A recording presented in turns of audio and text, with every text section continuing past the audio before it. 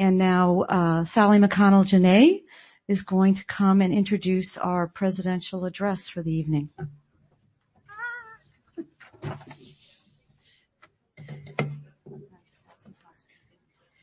When I first learned that Penny Eckert was going to become president of the LSA, I thought, why did it take so long? And then the next thing was, I hope they asked me to introduce her. Introduce is really not the right word. I want publicly to celebrate her extraordinary contributions to the field of linguistics and other disciplines. And I also want to thank her for the kind of support, mentoring, caring she's given to so many, including me, but students, colleagues, family, her cats, and many others. My friendship with Penny began at Oberlin College. We were both undergraduates there. She came the fall after I left in the spring, but we actually finally met there in 1982 when Joel Schertzer had organized a little mini conference to which she and I both contributed. Penny spoke there about social relations of adolescence and linguistic change. I've forgotten her precise title, and I'm blinded by these lights, so I can't see where I have it written down. But as she was reporting on the work that she was then carrying out in the Detroit suburbs, the work that eventually culminated in the publication of Jocks and Burnouts, and then variation as social practice. It was, I was captivated as soon as I heard her speak. And then we both happened to have a little spare time in Oberlin after the conference, and we sat out on the lawn of Tappan Square, and we talked about all sorts of things, including, I think, linguistics, but all sorts of other things. We did not begin collaborating until the early 1990s, but that proved to be just an enormous boon to me. One highlight was the time we spent together in Bellagio at the Rockefeller Center, where we mapped out our language and gender textbook. We also took a lot of beautiful walks. We drank a lot of good Italian wine. We played bocce. You get the idea. Penny Eckert found her calling to linguistics in high school when she happened to have, as a substitute teacher in her French class, a linguist who, to the delight of Penny and I suppose some of her other classmates, but at least Penny, was really turned on when he was able to show them how what they had thought of as this mess of irregular verbs were actually showed regular systematic patterning. And from then on, Penny knew, I'm going to be a linguist. She went to Oberlin, so she couldn't major in linguistics. She majored in French there. And after Oberlin, she taught high school briefly, worked as a bilingual secretary and so on, but eventually ended up studying with William Labov at Columbia, William Labov and other people in the Columbia program. But she went from there off to France, where she worked with in a village where a stigmatized variety of Gascon had been the dominant language, and that work was very important. And she came back and then got into the work in the Detroit area, and she's just become a major figure in linguistics. She's really an intellectual star now, not just in linguistics, but in other disciplines. Many of the students she's mentored at Stanford have themselves become major figures in linguistics now.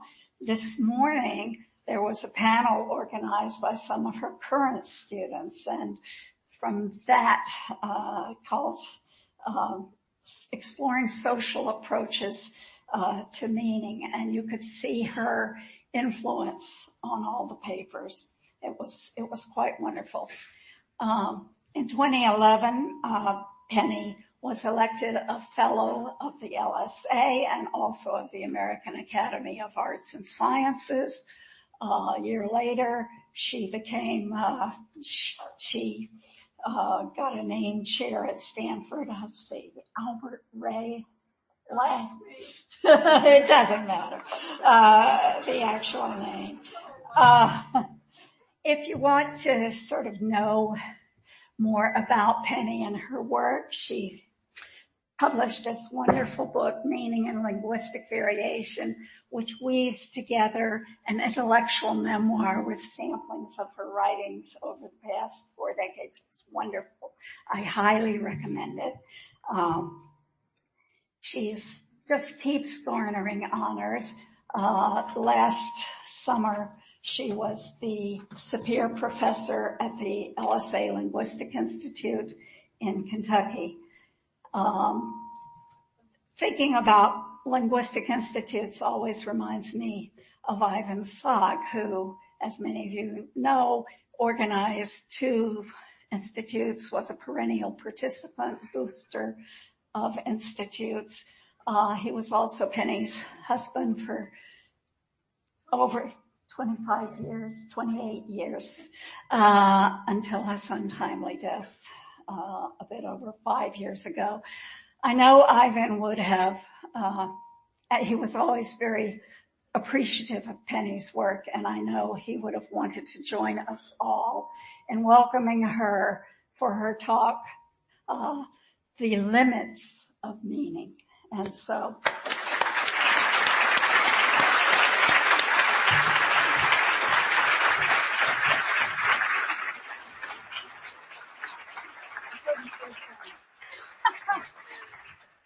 well, okay, she couldn't see a thing, she says.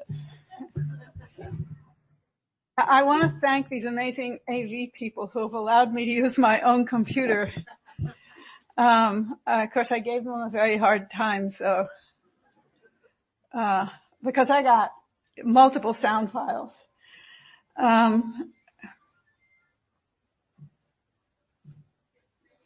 Oh, there we are. All right.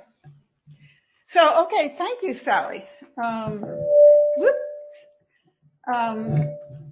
Sally is the only person that I've ever really, hi Rob, that I've ever really co-authored with, and we co-authored in a fairly long term, and it was a very cool relationship. I learned a tremendous amount. I don't know why Sally thinks I mentored her, but at any rate, I'd also like to thank the staff and the executive committee of the LSA for a really great working year.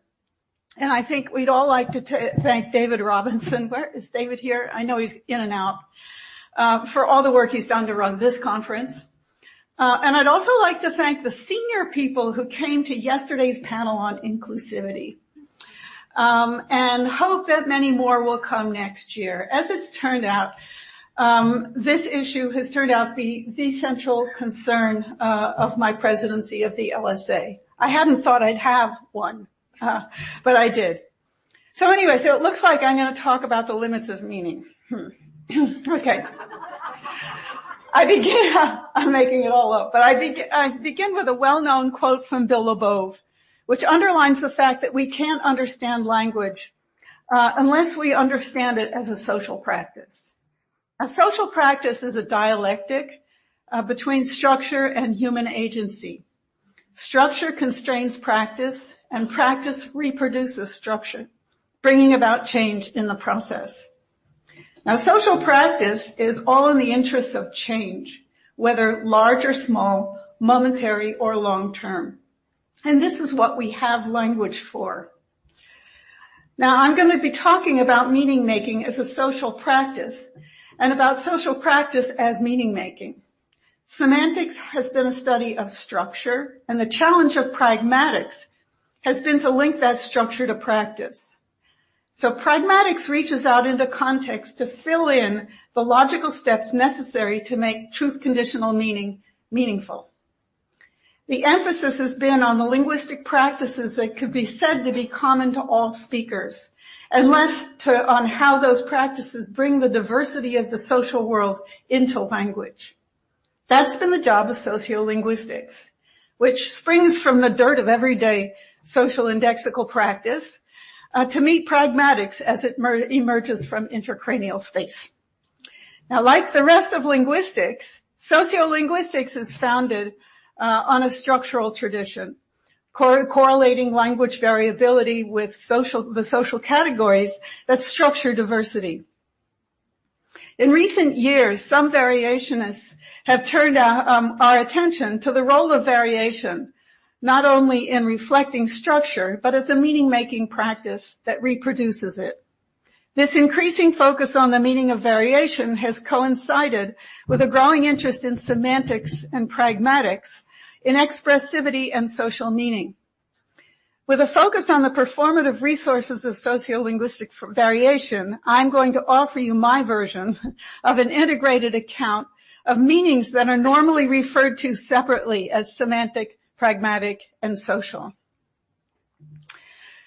So I'm going to... this damn thing isn't working. Okay, this could be a problem. So I'm going to begin with a bit of macro structure and going in, So negative concord is the quintessential sociolinguistic variable related in everybody's mind to social class and the educational differences that underlie and that reproduce class stratification.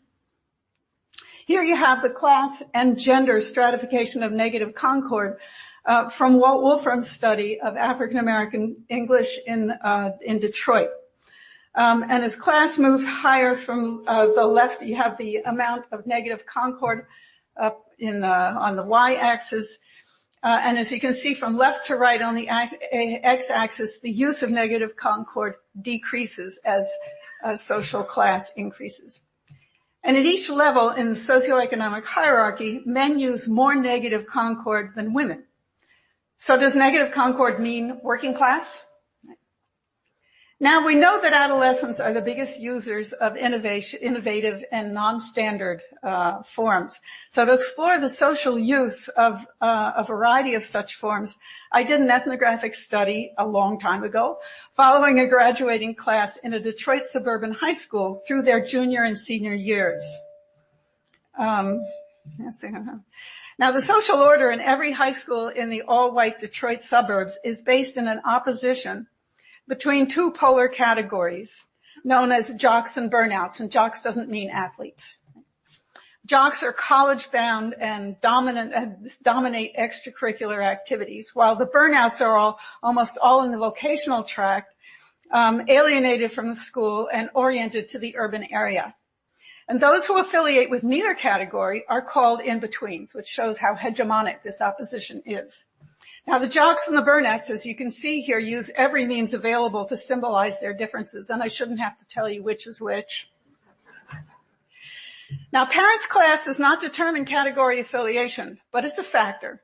The burnouts, in blue here, come from the lower range of the local socioeconomic hierarchy on the left of this chart, and the jocks, in gray, from the upper range.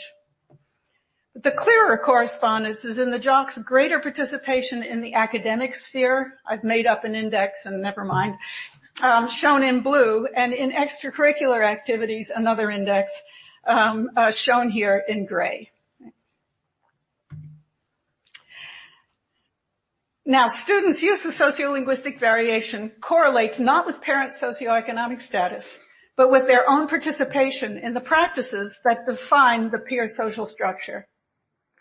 So predictably, the burnouts use significantly more negative concord than the jocks. And can you read that? And the jocks, consonant with larger gender patterns, the boys use more than the girls as well. Now, what you see here is the social network of the girls in the class that I followed through their junior and senior years. And each circle is a girl in the class of 1982. And the black ovals are girls who are not in that class, whatever that means. And each line represents a friendship relation. And as you can see, the categories form clusters in the network. Now, the network cluster at the top is a bunch of girls who are wilder, and more urban-oriented than the other burnouts. They pride themselves on they call themselves the biggest burnouts. Their peers call them the burned out burnouts. Now so there's no equivalent difference among the burnout boys. They're just burnouts, but there are these burned out burnout girls. And, interestingly enough, it's the burned out burnout girls who lead in the use of negative concord, not the burnout boys. And this chart is based on the speech of 72 speakers, including jocks, burnouts, and in-betweens, showing the standard deviation from the mean of all these speakers. So you can see that the burned out burnouts are leading. And in fact, it's not the jock girls who are the most standard speakers, but the boys on the extreme right who are jocks by virtue of their participation in student government rather than sports. So these are the corporate types. In other words, negative concord indexes street smarts and an anti-institutional oriented, urban-oriented stance. So every use of negative concord contributes to a persona with those qualities. A lot of negative concord contributes to a burned out, burnout persona. A moderate amount contributes to a somewhat tough athlete persona. Now the jocks and the burnouts, negation patterns are agentive, not an automatic outcome of their family backgrounds. It's part of a wider style, ranging from the things they say on a regular basis to the phonetic details of how they say it.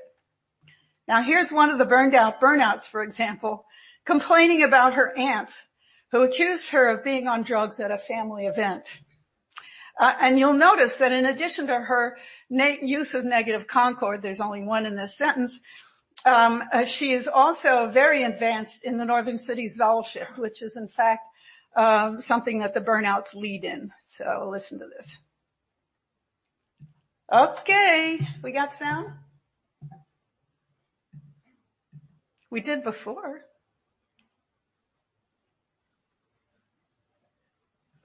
Can you guys do anything?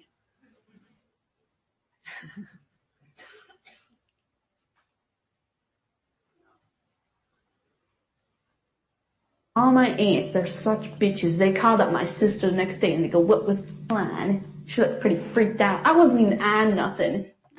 Okay. Now,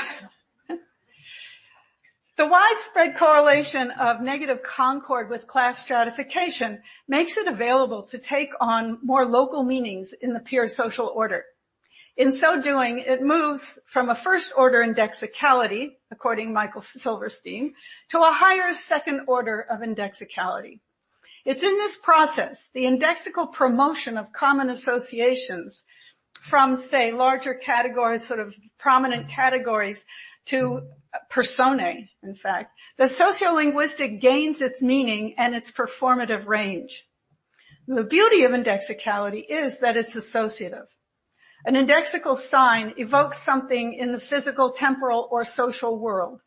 And that something can evoke other things in the world with a flexibility limited only by common ground. Indexical moves pull speakers' subjectivity into expression. And if a particular subjectivity is sufficiently widespread, then that expression may actually become conventionalized or enregistered as a sociolinguistic variable. Sociolinguistic variables are conventional and distinct from other linguistic signs because they have no reference but are purely performative and purely indexical. This doesn't make them marginal to the linguistic. Who's messing with my notes? Where was I? This doesn't make them marginal to the linguistic system. Right? Now, there are many things that people want to communicate, but need or prefer not to put in so many words. Assertions require extra verbiage, and they presuppose a desire to be explicit, with all the attending consequences. Assertions such as, I'm cool, can backfire. Ones like, I'm gay, can be risky or just unsubtle. And others like, I'm tough or I'm smart, can be really unconvincing. So, communicating certain things performatively can be more economical, more sociable, more strategic, more believable, and more deniable.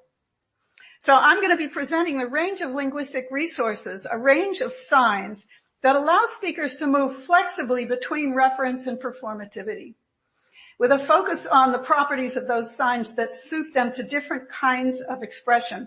I begin with a quick run through the types of signs that make this possible. So Peirce's theory of signs involves a nested trichotomy of types based on the relation between the sign vehicle or the sign and its object. So symbols are signs whose link to the object is purely conventional. The word dog normally refers quite arbitrarily to some exemplar of the canine species. The link is purely conventional. Indexes are signs that link to their object by association. A demonstrative links to its object by spatial association, and the form of negation indexes a speaker's class origins or jock burnout status, or attitude towards school. Now, icons are signs linked to content by resemblance. If I say, teeny weeny doggy woggy, my use of high pitch and high front vowels bears acoustic resemblance to the tininess of this dog, making my pronunciation iconic. Similarly, I might call the creature on the left a dog. Now, signs are rarely simple.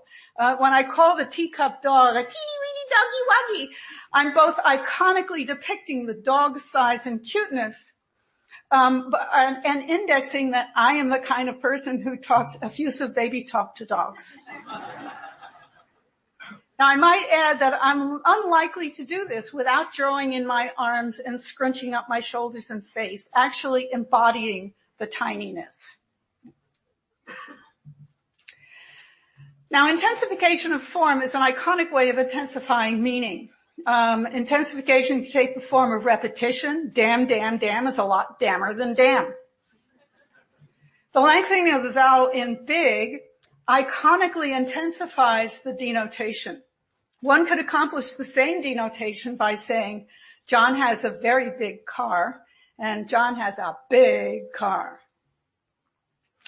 But the iconic resource introduces performativity into the utterance, and in the process inserts the speaker's affective engagement with the size of John's car. Maybe a comment on John's lack of a concern for the environment or his masculinity issues. So while any speaker of English will understand the effect of phonetic intensification on the denotation in this example, it will also alert the listener to search common ground for the source of the affect. Now, all variation is iconic in the sense that any intensification of the sign intensifies its indexicality. The more negative concord a speaker uses, the more working class they are, or the bigger burnout they are. And phonetic intensification works the same way. The higher I raise my vowels in bad dog, the more Jersey I sound. And finally, we have sound symbolism, which is the kind of iconicity that I'm going to be talking about. This consists in an apparent similarity between the sounds themselves and their meanings. Now, Greg Urban has pointed out that the trichotomy of symbol, index, and icon forms a hierarchy of mediation from signs based on knowledge on the left to those based on direct experience. Symbols are based purely in knowledge, icons are based in unmediated experience, and indexes are in between. Now, this hierarchy of mediation is also a hierarchy of reference and performativity.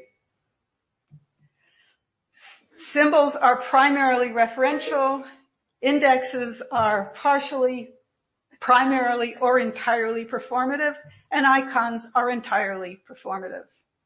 Now I'm going to describe a continuum of expressive resources that represents a decrease in reference and an increase in performativity. So I'll argue that performative resources constitute a continuum from the expression of one might call external or public information, public facts about the speaker, say, to supposedly involuntary expressions of one's inner self or interior states. The farther we move from variables that themselves have semantic content, words, morphemes, stuff like that, the more they index momentary sentiments. And this final level, which is a purely ideological level, mind you, claims a continuum from conventional and intentional use to the natural and involuntary. Now, the issue of intentionality is a problematic one in the study of variation. Language use is agentive, but agency is not necessarily conscious or intentional.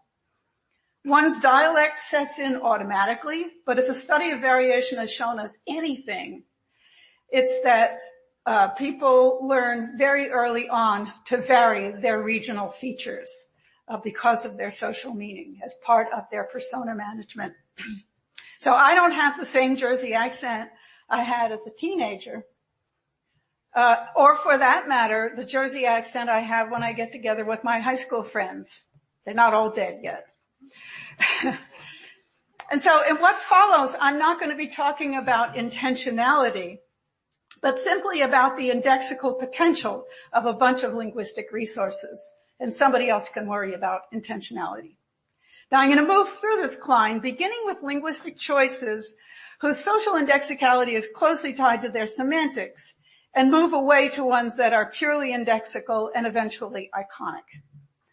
So there's plenty of variation in syntax, for instance, dative alternation, and one could imagine this choice being socially indexical, but like many syntactic choices, if strong discourse constraints get in the way, and there's not very much room for indexical work, and in fact, nobody's found any social correlations to speak of for these patterns.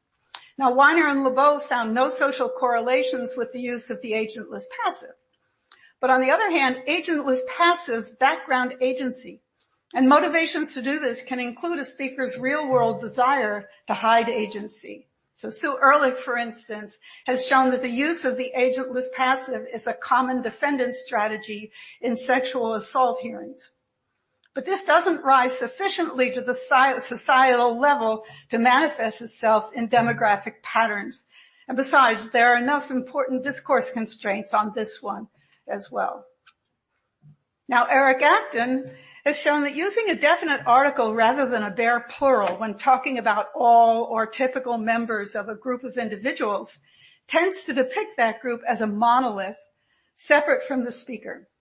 The effect, as in Donald Trump's famous use of ask the gays and ask the blacks, is one of othering. Right? As shown here, Acton found that Democrats and Republicans in Congress are more likely to use a definite article when referring to the membership of the other party than to their own.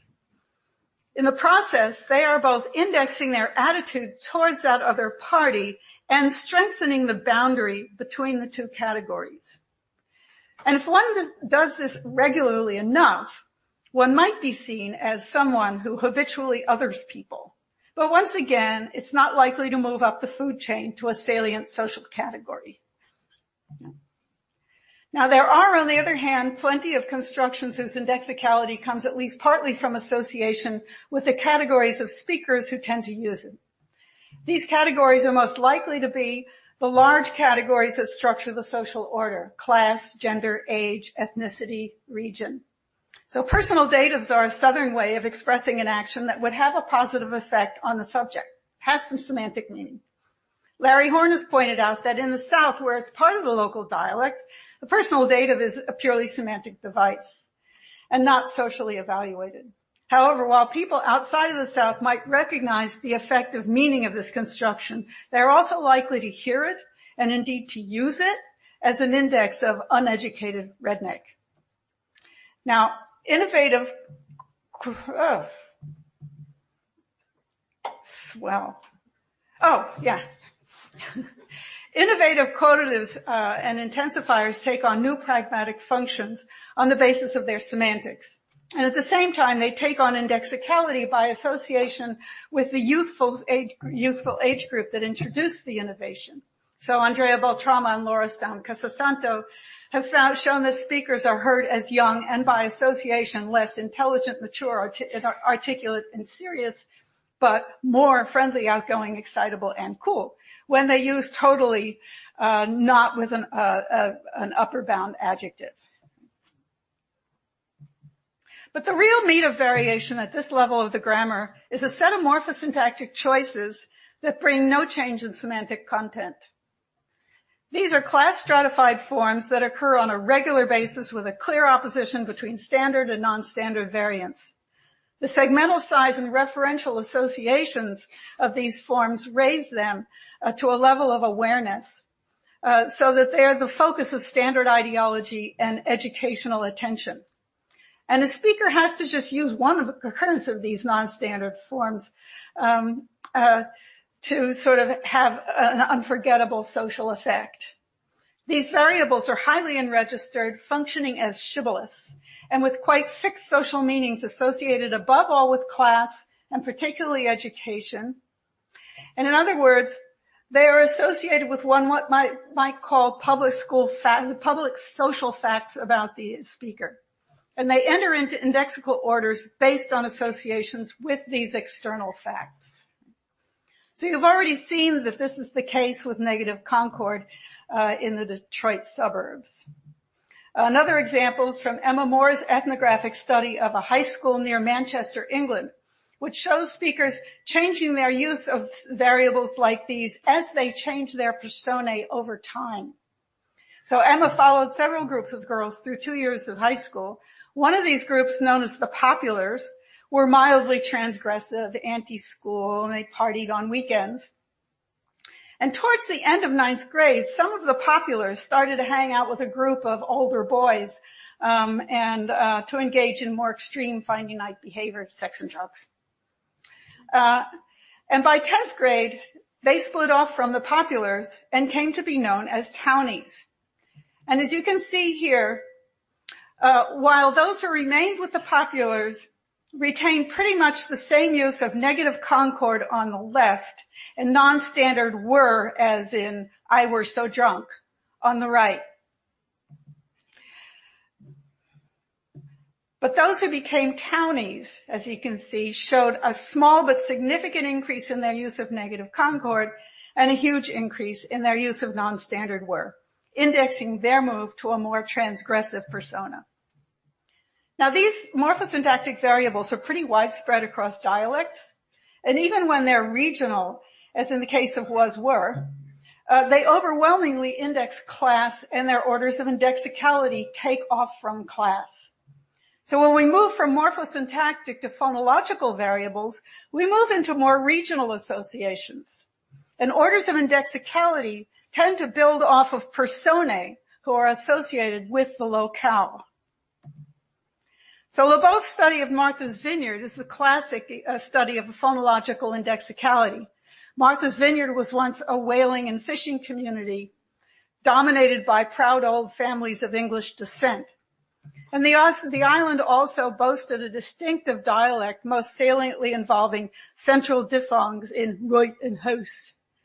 In the course of the 20th century, speakers on the Vineyard had been lowering these diphthongs, bringing them closer to the mainland pronunciation right and house. Now, when LeBeau went to Martha's Vineyard in the early 60s, the island was undergoing increasing mainland incursion and gentrification. Those who had land to sell, such as farmers or business owners, that is, owned businesses catering to residents and tourists, stood to benefit from this development. But those engaged in the traditional fishing economy felt their livelihood and their way of life under threat. So as ideological conflict intensified, the fishermen, and I use the gendered term advisedly, began re-centralizing the nuclei of I and ow, adopting a hyper-island realization. while farmers and others retained the lower pronunciations. This stylistic move, Lebov argued, signaled the fishermen's claim to island tradition and authenticity. In other words, they recruited a regional feature into an ideological project, and in the process elevated a disagreement to a social distinction. The result was a bit of social change, and that's the nature of social practice. Now, some phonological variables can originate outside of the community if they have sufficiently useful indexical potential. Now, the full tone of southern dialects of Mandarin had just that value for yuppies in Beijing. Qing Zhang has studied the role of stylistic practice in economic change in China. Beijing's new yuppies, young managers in the foreign financial sector, have developed a kind of cosmopolitan Mandarin in keeping with their company's global image. Zhang has shown a range of stylistic innovations that yuppies have adopted, creating a persona quite distinct from that of their peers in the state-owned financial sector.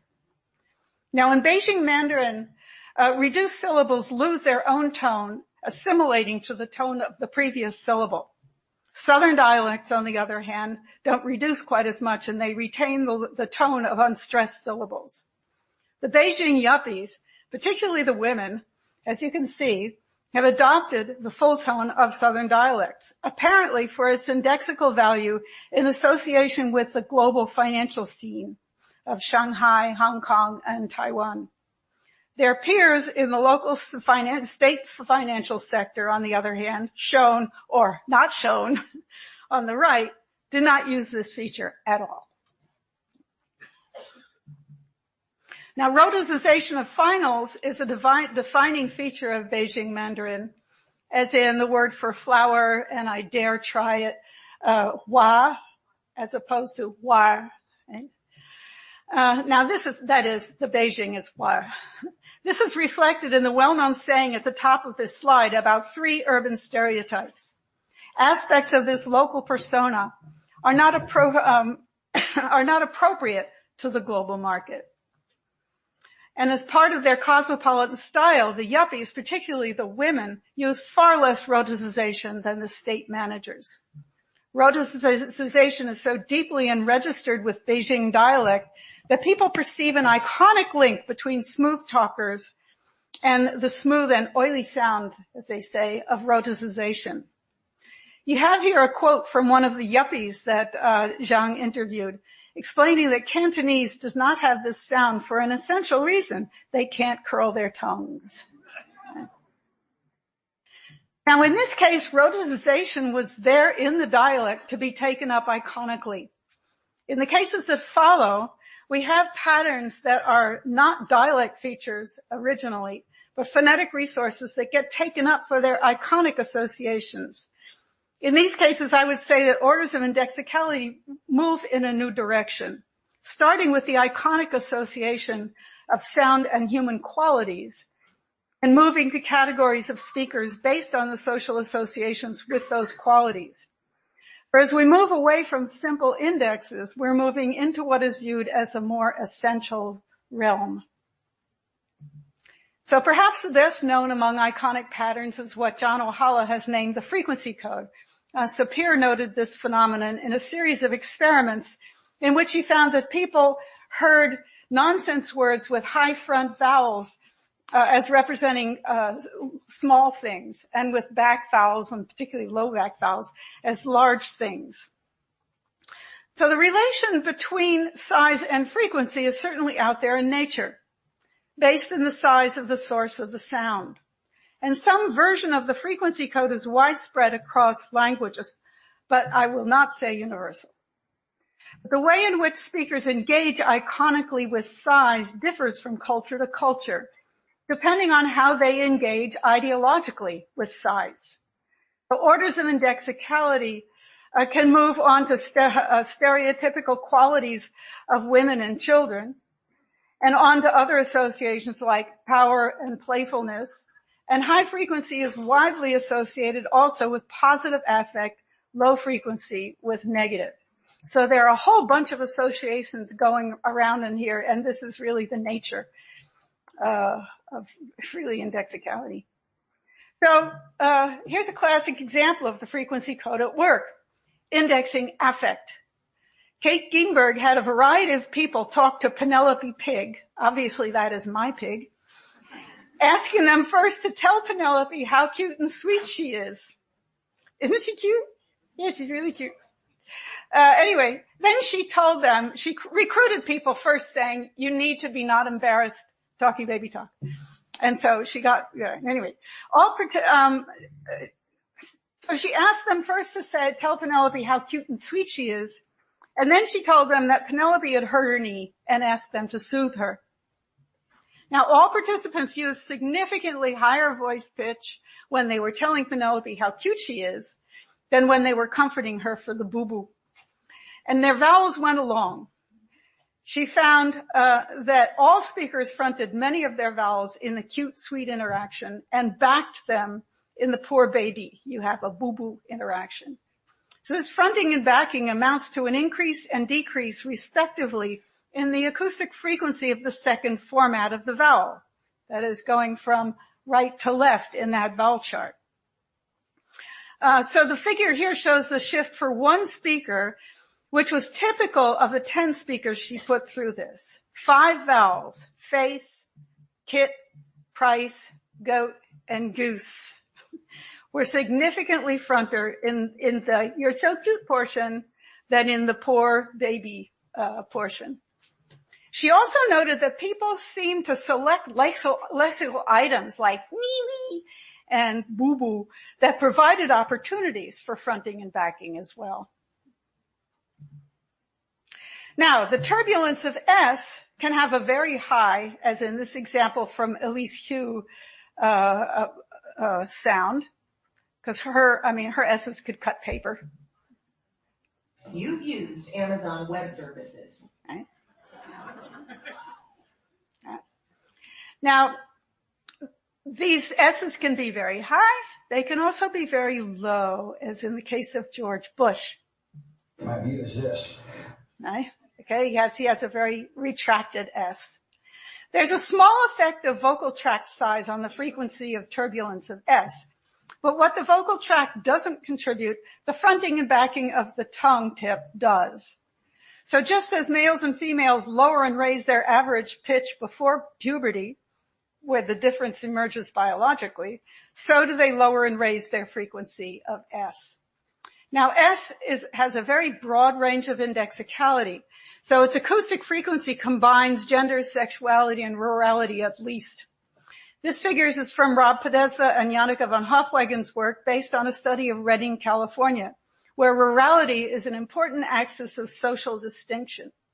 This figure shows a gradual increase from left to right of the center of gravity of S. You don't see a significant difference between country and town-oriented people in this chart, but this distinction is significant among the older speakers and is disappearing among younger people. But as you can see, straight country men and straight town women constitute the two extremes of this continuum. Now, fronted S is also a quintessential gay stereotype, commonly called the gay lisp, which is interesting because that kind of essentializes it. And as you can see, there's a highly significant difference in Redding among both women and men based on sexual orientation, with straight women and men defining the extremes and gay and trans women and men in between. And S can be fronted even more for dramatic effect, as in the speech of drag queens from Jeremy Calder's study of South of Market performance in San Francisco. As you can see from this chart, with the center of gravity increasing from left to right, and we've got some of these Redding people on the left, the drag queens named at the top of the chart way outdo gay, straight, and transgender men in Redding and in San Francisco. Oh, here we go again.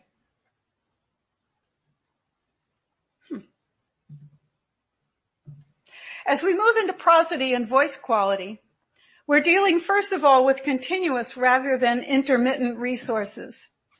Pitch and even more voice quality can be sustained over an utterance, thus more suited to indexing kind of continuous affective and bodily states. Recent work on automatic body movement detection has been getting at the embodied nature of prosody and voice quality. I begin with prosody, where movement correlates with prosodic indicators of engagement. So speakers move their upper bodies more with increases in pitch variability, and intensity. And the ultimate link to affect, speakers use higher F0, higher pitch, in phrases during which they smile. Now, since iconicity is all about synesthesia, I want to point out an additional link to directionality of movement, because psychologists Daniel Casasanto and Katinka Dijkstra have found that upward and downward bodily movements like upward and downward intonation is associated with positive and negative affect, respectively. So participants found it easier to retrieve and tell positive memories when making upward movements, moving marbles from a lower to a higher shelf. And they found it easier to retrieve and tell positive memories. Wait, did I say it right? Positive up, negative memories down. Okay. Now, back to Rob Podesva. You can see who's been doing all the work at this end of the continuum. Rob has examined the speech of gay professional men as they moved across the situations of their daily lives. This is Heath, a young doctor, in 3 situations: in the clinic with a patient, on the phone with his father, and at a barbecue with a close-knit group of friends. He presents quite different personae in these situations. In the clinic, he's the caring doctor. With his dad, he's a casual son. And at the barbecue, he takes on a dramatic diva persona. And his prosody varies dramatically with it. So here you see his F0 on falling declaratives. And as you can see, his maximum and minimum F0 rises significantly as he, and his range, as you move from the clinic in gray to his father in dark gray and to the barbecue in blue. And if this thing worked, you would see the next bit. Well, I'll just pull at it. Doesn't want to show up. There you go. So here you see the slope of the fall on these falling declaratives is pretty much the same in the clinic and the phone, but is significantly steeper at the barbecue. Right? So here you're getting really heavy action. Now here you have Heath's use of falsetto, which brings together prosody and voice quality. In the clinic, he uses falsetto to engage his patients. In the barbecue, on the other hand, he uses it to construct drama, expressing excitement, offering evaluative commentary, enlivening quotations and narratives, as in this exclamation about a vent feature on his friend's dress. And these falsettos are more frequent, higher in pitch, with longer pitch excursions, and above all, longer, as you can see on the left. This use of falsetto particularly contributes to the flamboyant diva persona, a persona defined by targeted affective engagement. Now, in the speech and speech synthesis literature, voice quality, along with pitch, has been linked primarily with affect. And it appears that voice quality is more clearly associated with affect than pitch. And specifically, it seems that voice quality distinguishes more nuanced affective differences, while pitch seems to be more associated with affective intensity. Now, voice quality is the ultimate naturalized stylistic resource. It's linked to the body and the self like nothing else. Everyone has a distinctive voice. And that fact ties voice quality to our very interior selves. So voice quality is associated not just with momentary affect, but with personal qualities. So once again, Rob and Patrick Collier have pointed out that the use of terms like husky and plumbing to describe voices shows that their voices unlike other phonetic elements, are described in many of the same ways as people or their possessions. But while everyone has a personal voice, there are specific aspects of voice quality that stand out as distinctive and that take on indexicality, features like the ones listed on the left. What's important is that each of these voice qualities,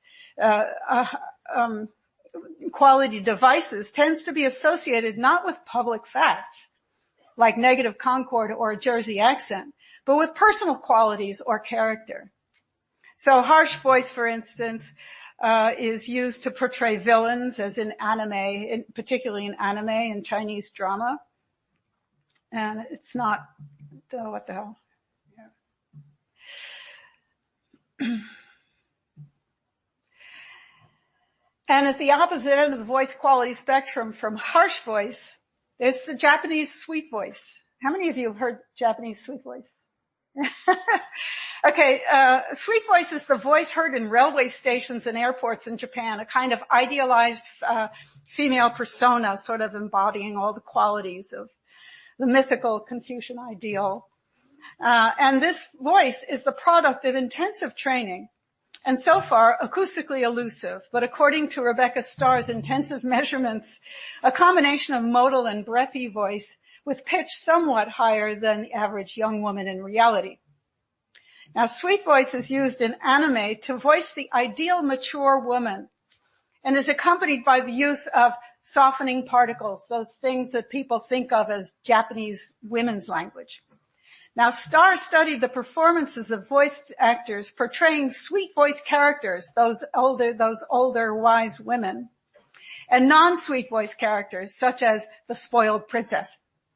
And the essentialization of sweet voice was highlighted in the ability of the non-sweet voice characters to assume the sweet voice quality. So while they might try to give the impression of having the qualities of that older wise woman, they weren't able to affect the sweet voice persona because they could only use those particles. So they could use Japanese women's language, but they were given away by their lack of the sort of the unattainable voice quality, which is deep inside of you and is not. So finally, creak is the voice quality of the decade. It occurs pretty naturally at the ends of intonational phrases as pitch and intensity decline.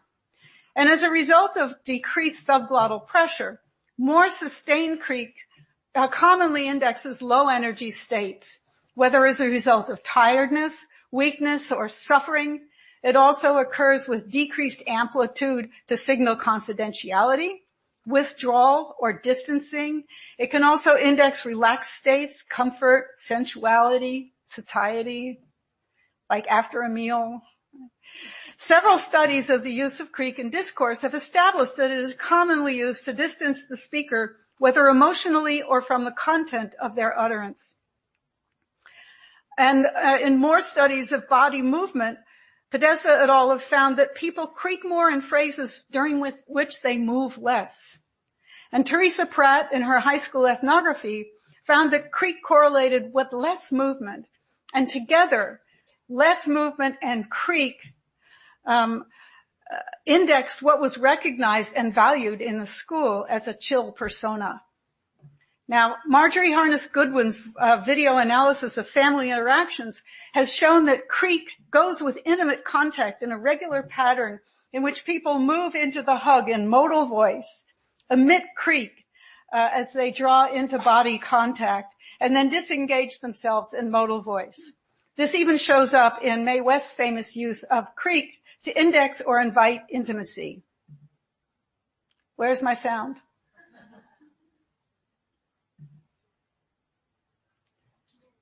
Anyway, she goes, wow. And if we, okay. I see. So you stole my sound. This is not like, what the hell? Okay, no. But creak, nonetheless, is on the rise across California's Central Valley, both becoming more frequent and moving forward in the intonational phrase from phrase final on the right to phrase initial on the left.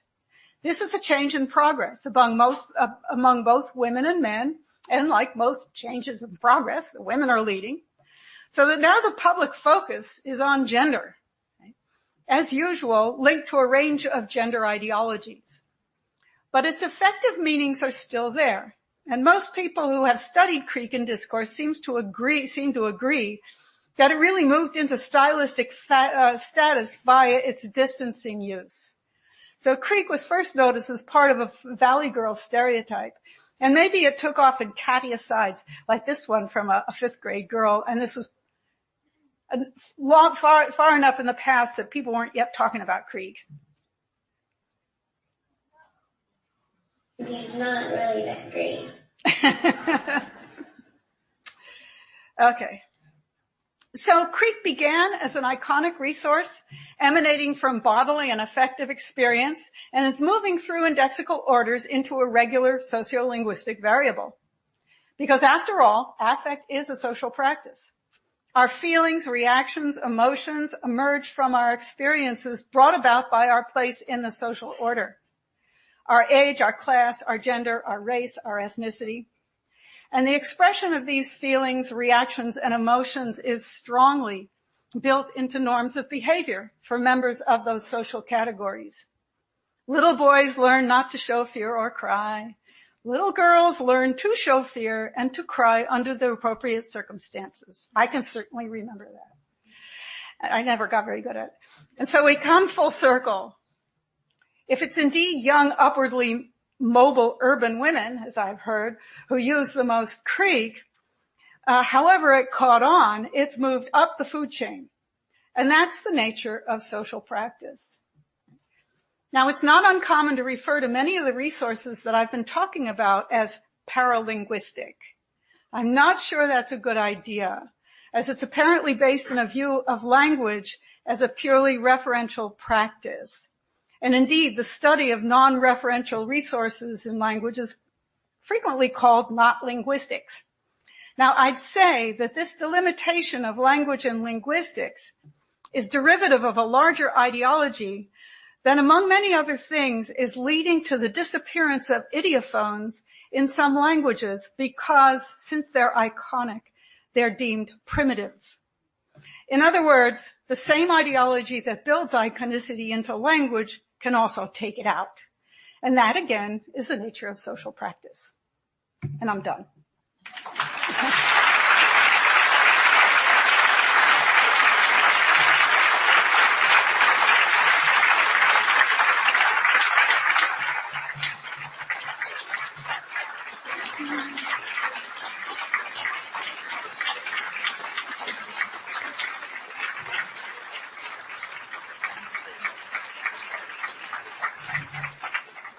I'd like to thank Jeremy and Rob for giving me their slides. I mean, for a whole lot of things, and then a whole lot of other people in this room as well, for just giving me their ideas. But also special thanks to Chris Potts, who let me do a dry run. If it hadn't been for him, this talk would have been a lot more tedious. We started late, so I think we can take 10 minutes or so for people, comments, questions. There are microphones set up 2 different places.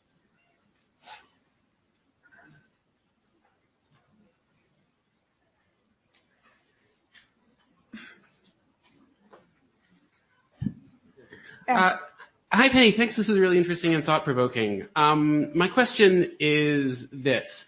As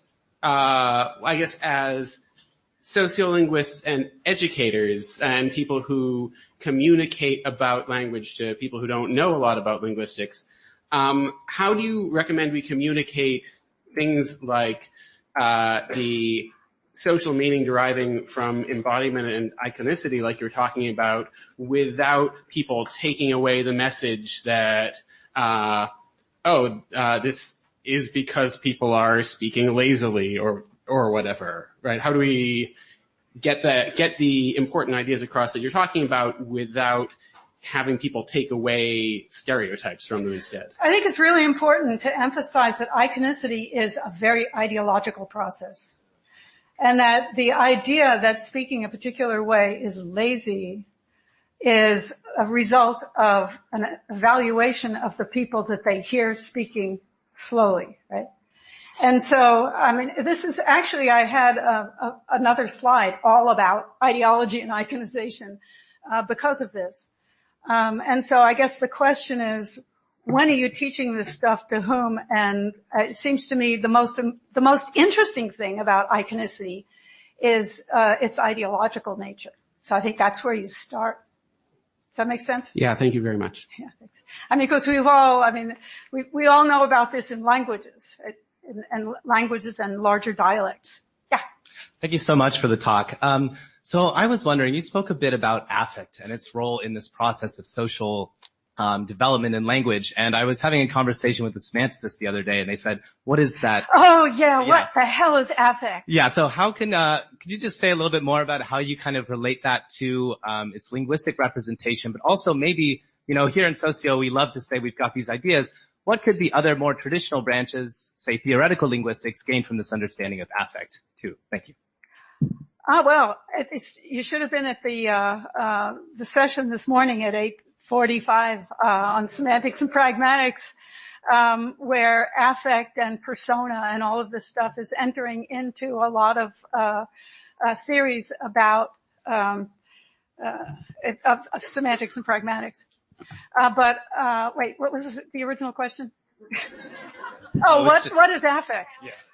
Yeah, I have to tell you that I spent a week reading up on affect. And I went and I talked to Nico Besnier, who wrote the article on affect in the Annual Review of Anthropology. And I said, what the hell is affect? And he said, I don't know. And I think the meaning of affect ranges from anything that is the speaker's somehow orientation to what they're saying, to sort of the more emotional end of things.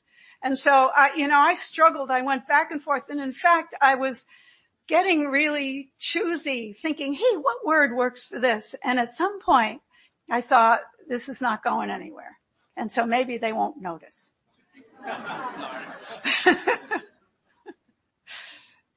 Hi, thank you. I was wondering if you could say a little bit more about this idea of iconicity being unmediated, and especially how that works with it being so dependent on all this ideological stuff. Particularly, I work on American Sign Language, and a lot of talk about iconicity in that field has to do with associations between cognitive representations rather than like a form and the real world, which seems to require some sort of mediation. So I'm just wondering what. Yeah. Okay. So iconicity. When I say iconicity is fundamentally an ideological thing, saying that it is unmediated is an ideological statement, right? It's not unmediated, but it is more unmediated than a lot of things. I think we probably learn iconic patterns. Apparently children have trouble learning iconic patterns. It's not natural. Right? They sort of have to learn iconicity later after they learn other things about meaning. There's the other piece, of course, which is that iconicity is kind of stigmatized, right, in sign language. It would be crazy not to have a little bit of iconicity in sign language, just the way you do in spoken languages, right? It's useful. But I was serious when I was talking about the disappearance of idiophones because of the prejudice against iconicity. So what I'd say is, I think we have an ideological need to think that there's something natural about what we're doing. And certainly, the iconization. So Judy Irvin and Sue Gall have written a lot about semiotic processes in creating distinctions among languages.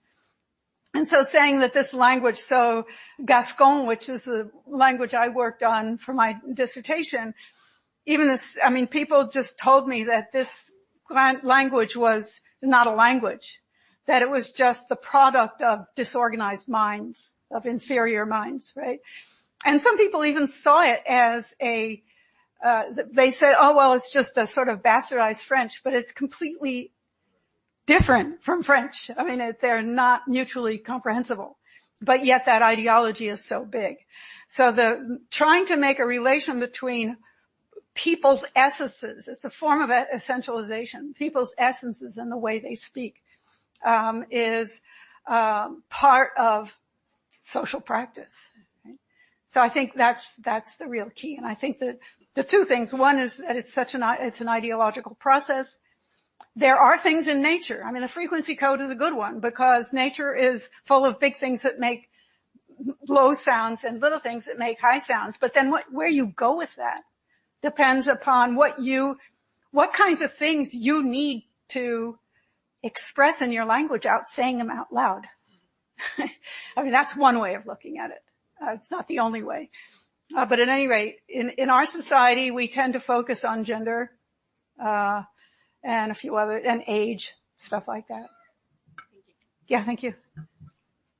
These are great questions. I like that. Thank you. So you distinguish between, excuse my voice, referential and performative. Yeah. And this reminded me of David Kaplan's distinction between descriptive and expressive. Yeah. Expressive being related to the conditions under which you would use an expression. Mm-hmm. Right? So he talks about the meaning of ouch and oops, and he talks about the conditions under which you would use these expressions, right? And I wondered if there is, if you had thought about the relationship between your dichotomy and the dichotomy between descriptive and expressive. Yeah. Yeah, I think, there's one thing. So for instance, the oops thing. Here's the difference between Kaplan and a social scientist, right? Kaplan says that oops is basically, essentially what it is kind of expressively saying, I've just seen something awkward. Okay? Irving Goffman calls oops a response cry. And an oops is something that people do when they lose control in some way and want to kind of, not deny it, but they say oops, which is essentially to say to people around them, I don't normally do this.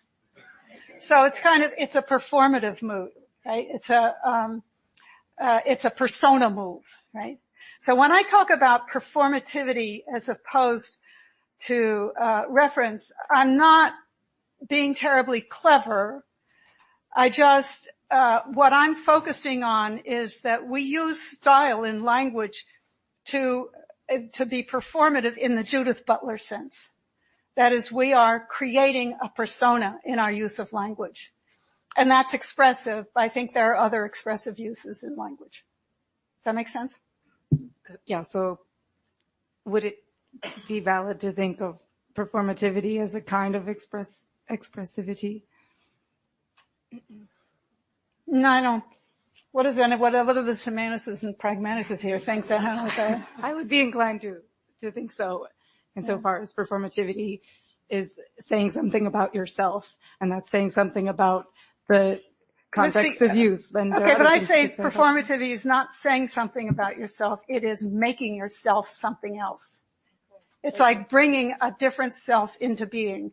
That's the sense. It's the sense of performative is actually making things happen in the world. Okay, thank you. Okay, so I performatively become this persona.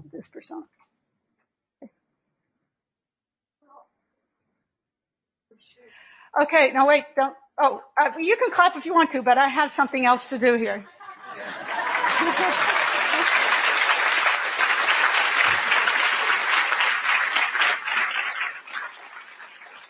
Now, I'm sure you all recognize the guy in the center of this slide. Brian, where is Brian? Okay. So it's time for me to pass this gavel on to Brian, who becomes president of the LSA, I think at noon tomorrow. Yeah. And don't take it home. I took it home last year, freaked everybody out. Anyway, I